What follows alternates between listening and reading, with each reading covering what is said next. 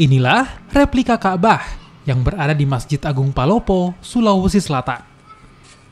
Bentuk dan ornamennya yang begitu menyerupai Ka'bah jadi buah bibir dan menarik perhatian warga. Tak heran, warga sekitar bahkan warga dari luar daerah Palopo pun datang untuk melihat replika Ka'bah tersebut. Mereka pun tak ketinggalan mengabadikan momen ini. Replika Ka'bah di Masjid Agung Luwu Palopo mulai dibangun sejak tahun 2021. Selain sebagai tempat wisata religi, juga digunakan untuk manasik haji.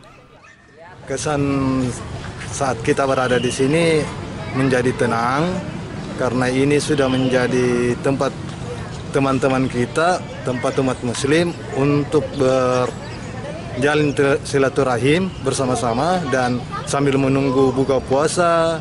Dan ini menjadi tempat wisata muslimi, religi maksud saya.